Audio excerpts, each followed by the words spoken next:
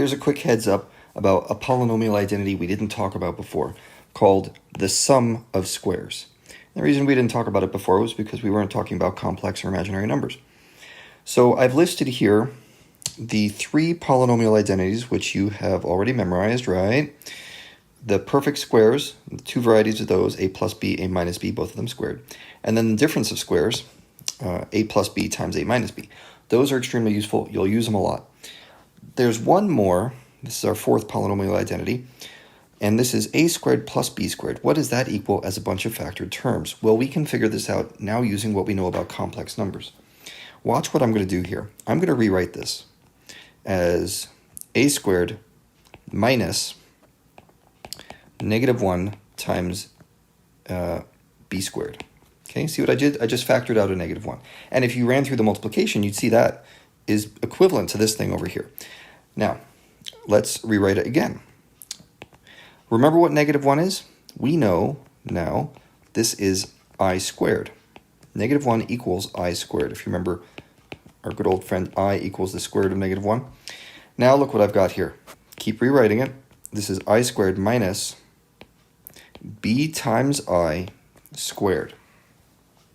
Okay? I just combined those two terms together from this step down here. Now, let's take a look at this.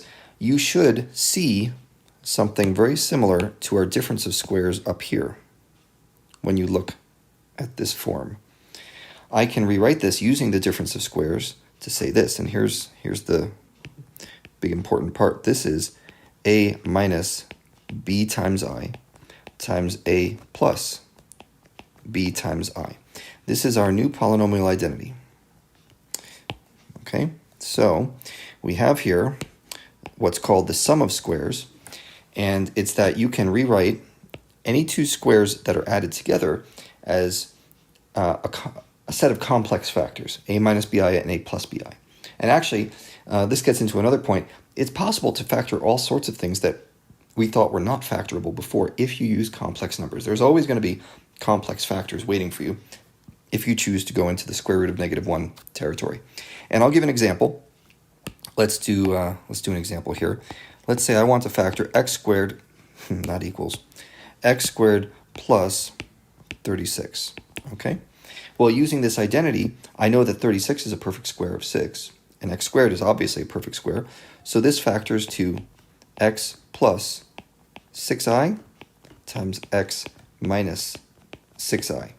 Okay? So there's an example of how you would use it. Keep this identity in your back pocket. This is called the sum of squares. And for the most part, we won't see a whole lot of action from this one, but it's there.